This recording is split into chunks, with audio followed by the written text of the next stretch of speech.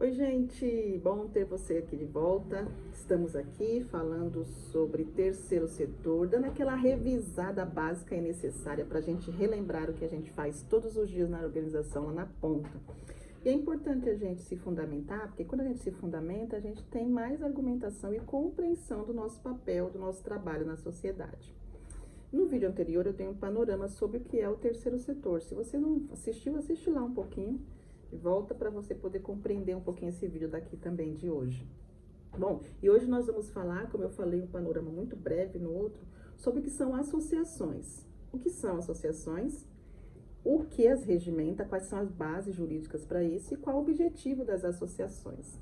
Bom, quando a gente fala do terceiro setor, a gente está falando da sociedade civil organizada, que ela visa a promoção de direitos, né, da defesa do interesse público e no enfrentamento das desigualdades sociais. É importante a gente entender isso. E dentro desse campo, as associações são o tipo jurídico mais comum e mais utilizado no Brasil. Por quê? Porque trata-se de, elas surgem como movimentos sociais, elas surgem como coletivo, como organizações comunitárias, e aí principalmente tendo como linha de frente as entidades de assistência social, educação, cultura, meio ambiente, direitos humanos.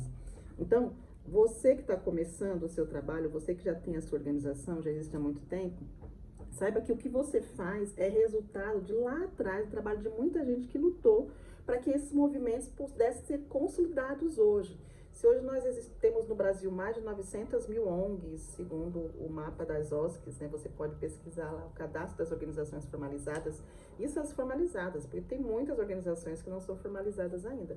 Mas nós temos que levar em consideração as formalizadas, mais de 900 mil ONGs. Então, é resultado de muita luta e de muito trabalho. E claro, o que ideal é que não existissem essas organizações, porque quanto mais organização existe, significa que mais problemas e dificuldades a gente já tem para ser resolvido. Ou então que, infelizmente, muitas delas viraram mercado, essa é a grande verdade, né? Bafo caso. Então, dentro desse campo da associação, elas são o tipo jurídico mais comum e mais utilizado. Por quê? É organizado pela sociedade civil. Então, um grupo de pessoas se reúne, monta uma diretoria, e essa diretoria trabalha em prol de políticas públicas dentro de determinada região. Então, mas afinal, o que é uma associação? Como ela é definida na lei? Como ela se relaciona com o poder público, né? E aí a gente vai ver isso agora com base na legislação brasileira. A primeira lei que existe, rege e dá embasamento para a existência das associações é o Código Civil Brasileiro.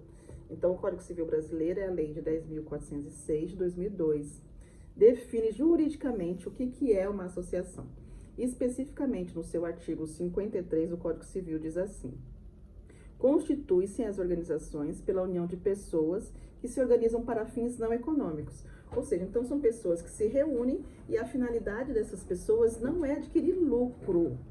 A finalidade dessa pessoa é desenvolver política pública. Agora, é claro que a organização precisa de recursos financeiros. Então, isso significa, como o artigo 53 do Código Civil diz, que a associação é uma união de pessoas e não de patrimônio. Então, não pode juntar lucro. Então, possui finalidade não econômica. Aí, não tem como objetivo, como eu disse, gerar lucro para os seus membros. Não existe isso. Não tem como gerar lucro para os seus membros. Bom, qualquer resultado financeiro obtido deve ser integralmente aplicado diretamente na associação, para a finalidade da associação. Então, as associações como pessoas jurídicas, o Código Civil reconhece essas pessoas como pessoa jurídica de direito privado. Então, está lá no artigo 44, no inciso 1º do Código Civil. Está escrito assim, ó: são pessoas jurídicas de direito privado as associações. E isso garante para as associações o quê? Existência legal própria, capacidade de firmar contratos, possibilidade de abrir um CNPJ, responsabilidade jurídica distinta das pessoas físicas associadas. Ou seja, a associação, ela passa a existir legalmente a partir do registro do estatuto em cartório. Lembra que eu já falei sobre isso aqui, como abrir uma ONG, como que você faz, quais os documentos necessários para ir no cartório? Procura aqui no meu canal que tem como abrir uma ONG. Inclusive, essa semana eu dei uma resposta para uma pessoa que questionou sobre a questão do regime tributário. Organização do terceiro setor é isenta, ou imune de regime tributário, dependendo dele que for, tá? Pesquisa lá para que a gente possa entender, mas faça isso sempre com orientação de um contador. Então, a finalidade social das associações. As associações, elas podem atuar em diversas áreas, muitas, e por isso que você vê organização de tudo que é área e de tudo que é desenvolvimento de setor. A linha de frente a gente vê muito na assistência social, porque a gente tem um grande histórico das lutas das desigualdades sociais, e isso vem muito da história da Igreja Católica, que fazia um trabalho muito caritário, caritativo, e ao longo do tempo, isso foi se tornando política pública até a gente chegar na Constituição de 88, onde a gente tem estabilidade e as políticas estabelecidas e ainda em execução, muitas delas ainda precisando de envolvimento e investimento, inclusive uma delas assistência social. Mas a assistência social é uma da linha de frente, porque trabalha sempre o quê? Visando viabilizar os direitos, porque os direitos já estão estabelecidos, né, na Constituição, na legislação, enfim. Mas a gente precisa viabilizar os direitos que já estão estabelecidos para que essas pessoas tenham acesso. Educação, gente, que a educação é direito para todos, e um país sem educação não sobrevive, um país sem educação não cresce. Saúde, aí a gente tem, a gente pode falar dos primeiros tripé necessário, né, nesse caso aqui, para a sobrevivência de um país. Assistência social, educação, saúde. É claro que na Constituição Federal a gente tem a questão da seguridade, né? Seguridade social, onde o tripé é assistência, saúde e previdência. Mas esse caso aqui na elencando, eu quero dizer para vocês que atuam na política pública o quão o trabalho de vocês é fundamental. Então, assistência social, educação, saúde, cultura. Um país sem cultura não sobrevive, porque a cultura desperta o senso crítico, a cultura abre a mente, abre os olhos, faz as pessoas refletirem e pensarem. Meio ambiente, que a gente já falou sobre isso no vídeo anterior, que meio ambiente não é só verde, mas meio ambiente é o espaço onde a gente está. Direitos humanos, a gente tem aí a Declaração Universal dos Direitos Humanos, todas as pessoas sem direito são livres e precisam ser respeitadas. Desenvolvimento comunitário, gosto muito desse tema. Pessoas que atuam, organizações que atuam dentro de comunidades e fazem elas se desenvolverem. E defesa de direitos de políticas públicas, que, querendo ou não, é claro, acaba sendo tudo que a gente desenvolve. Então, diferente das fundações, que a gente vai falar no próximo vídeo, a finalidade da associação pode ser alterada desde que a alteração seja prevista no seu estatuto e seja feita via a aprovação numa Assembleia Geral convocada com antecedência.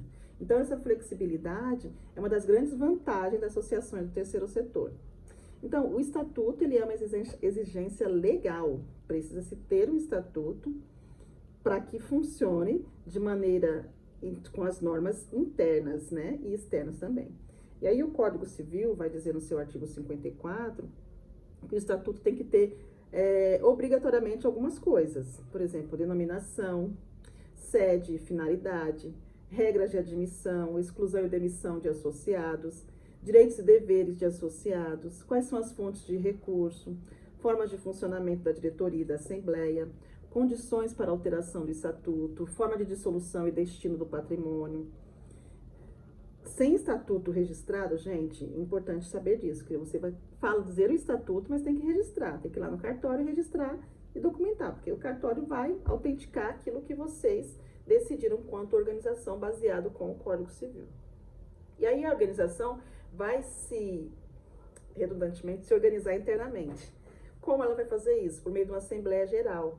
A Assembleia Geral é o órgão máximo de decisão da associação, tá bom? Então, tudo que for decidido na associação não é conversa de comadre, tem que fazer reunião, tem que convocar e tem que tomar decisões. O Código Civil fala no seu artigo 59 e estabelece que compete à Assembleia fazer o quê? Eleger e destituir os administradores, alterar o estatuto social, decidir sobre a dissolução da entidade. E isso vai garantir o quê? O caráter democrático e participativo das associações. Então, não é assim, eu montei essa ONG para mim, pegando batom de exemplo, montei essa ONG para mim e ela é minha e ninguém toma. Não, não é assim. Existe um período de vigência da diretoria e após essa vigência pode-se entrar uma nova diretoria ou se reeleger a mesma diretoria, se assim a Assembleia achar necessário e viável.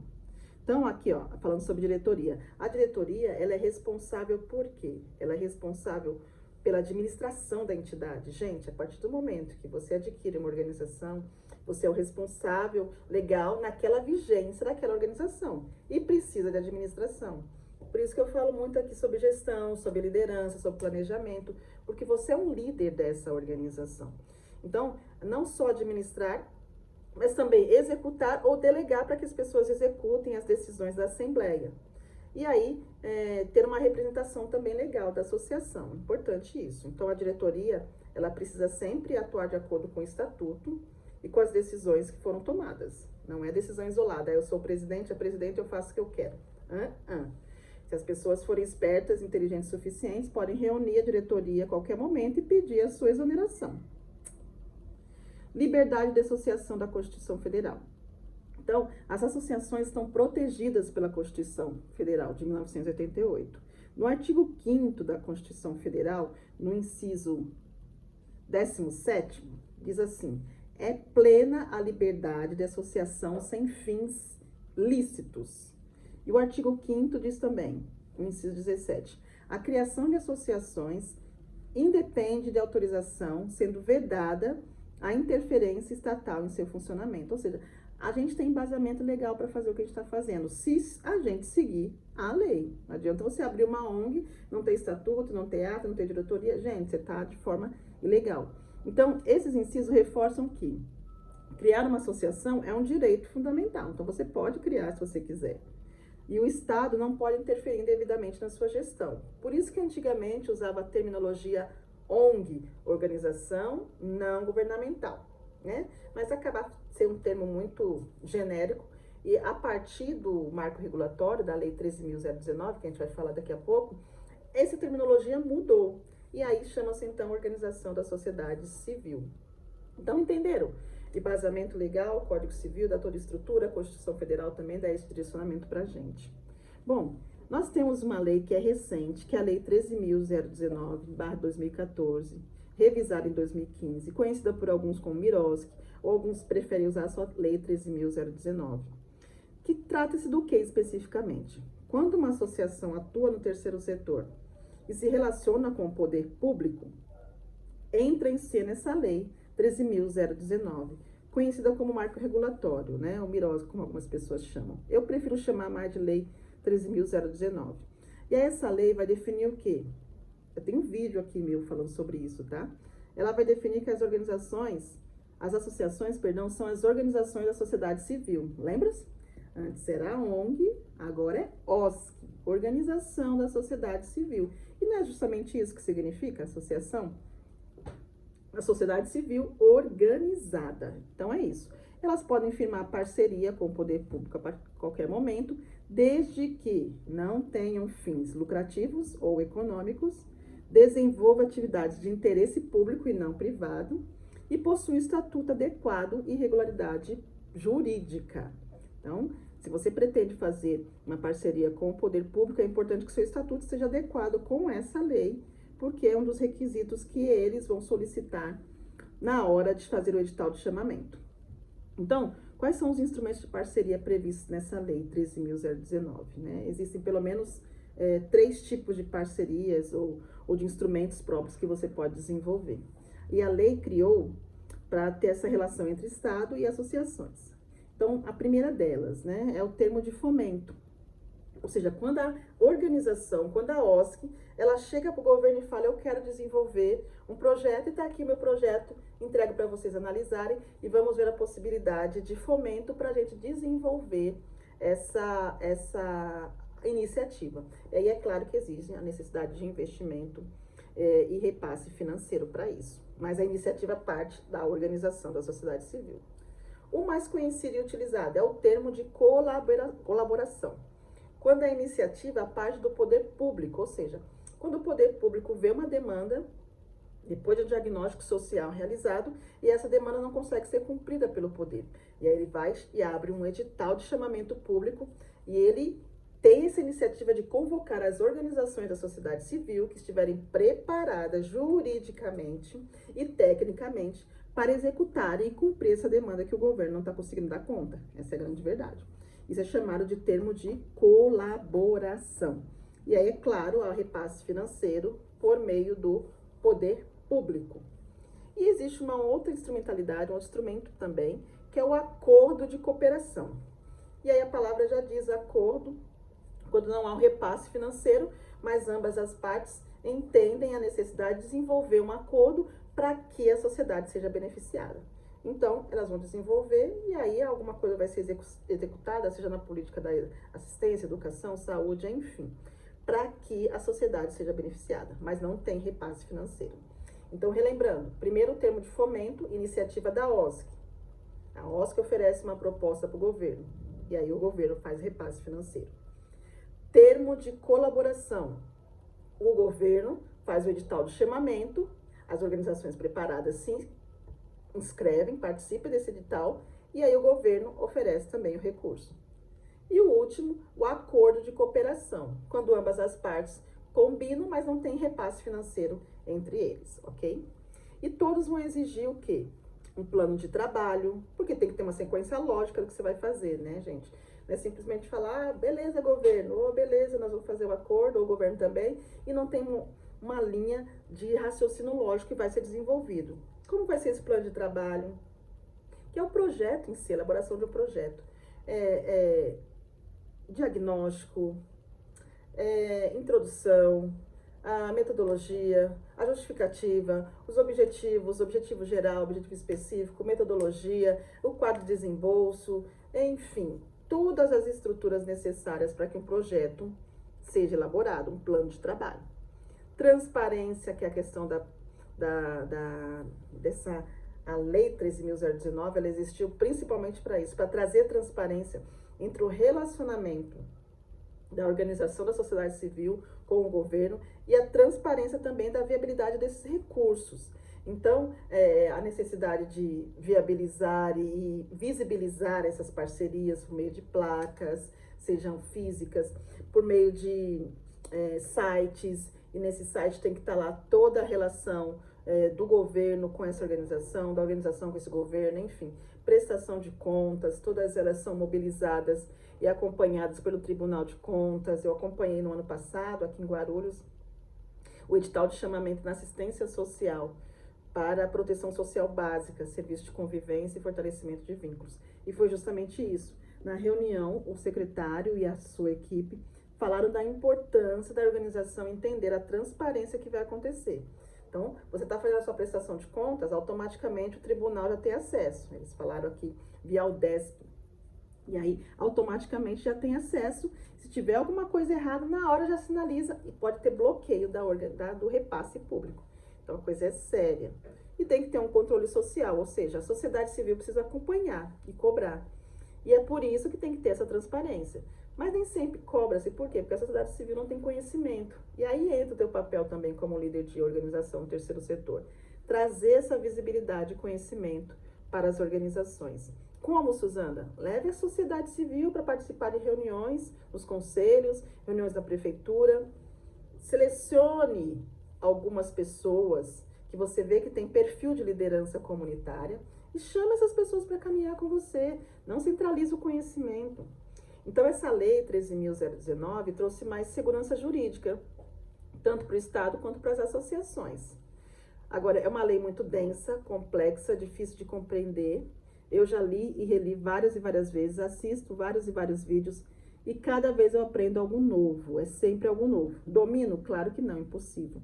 Mas a gente consegue entender algumas coisas. É claro que tem gente que domina. Os advogados, por exemplo, especialistas no terceiro setor, precisam conhecer. Então, a gente tem um panorama geral. Então, essa lei também, ela fala muito sobre a sustentabilidade financeira das associações. Mas é importante a gente entender que a associação não existe para distribuir lucro. Lembra? Entidade filantrópica sem fins lucrativos. Se você abrir lá no seu CNPJ, vai estar lá isso. Ou sem fins econômicos. Mas ela, claro, que pode e deve buscar a sustentabilidade financeira. Se não fosse assim, ela não estaria participando de um edital de colaboração ou enviando um termo de fomento. Então, o próprio Código Civil vai dizer, e a Lei 13.019, vão dizer que a associação precisa receber recurso financeiro. Vão dizer que ela pode receber doações, vão dizer que ela pode captar recursos, vão dizer que ela pode celebrar parcerias, que ela pode gerir receitas próprias. A única coisa que ela não pode fazer é dividir seus lucros entre os seus sócios. Isso não pode. Inclusive, é legal também até a remuneração de dirigentes, desde que seja previsto no estatuto, seja aprovado em assembleia, seja compatível com o mercado, já não vai dar um salário exuberante acima, existe até uma cota, eu não sei dizer aqui especificamente, de quantos salários mínimos comparado com valores de mercado do governo. Então, você não pode dar um salário exuberante, né? Então, seja prudente também e seja compatível. E não descaracterize a finalidade social. Lembra-se que o objetivo sempre é a finalidade social da organização. Então, gente, para a gente chegar ao fim desse curso, ó, desse vídeo que ficou um pouco grande, mas necessário, a gente falou hoje sobre associações. As associações, elas são os instrumentos legítimos de organização da sociedade civil, com base no Código Civil Brasileiro, citamos alguns artigos aqui, na Constituição Federal de 1988 e no Marco Regulatório das Organizações da Sociedade Civil, que é a Lei 13.019, Lei 13.019/2014. E tanto o Código Civil quanto a Lei 13.019 fortalecem a democracia, a participação social, a garantia de direitos e o desenvolvimento social. Agora, no terceiro setor, as associações mostram que quando as pessoas se unem, gente, em torno de uma causa comum, a transformação social se torna possível. Ah, Suzana, que discurso idealista. Não, gente, a gente precisa entender que o que você está fazendo aí na ponta, você precisa se unir com outra organização ou com uma rede de organizações para que o trabalho tenha um impacto muito maior. E aí, aqui um desabafo estou muito irritada e triste também em ver a competitividade existente nos municípios, nos estados e no país, nas organizações do terceiro setor. Parece que algumas organizações viraram segundo setor. É uma rixa, uma briga, uma competitividade financeira para ver quem vai obter mais o recurso ou não. E isso é chato, é decepcionante. Então, reflita sobre o trabalho que você tem feito. Eu sei, entendo, eu já estive na ponta, eu já liderei uma organização por mais de 20 anos, eu entendo, mas o que eu quero dizer para você, cuidado. Cuidado até que ponto você vá, seja no relacionamento com uma entidade privada, seja no relacionamento com uma entidade pública, porque infelizmente existe gente má de todos os lugares, todos os caminhos. Cuidado até onde você vá. Desenvolva o seu trabalho com transparência, com credibilidade. Não se venda, não venda a sua comunidade, não venda o seu público que você atende. Respeite e desenvolva o trabalho de acordo com a política pública, ok? E, claro, corra atrás, sim, de recursos, porque são necessários e fundamentais para o crescimento da organização, desde que seja feito de maneira ética e de maneira justa também. É isso, gente. Um grande abraço. Até o próximo vídeo. Tchau, tchau.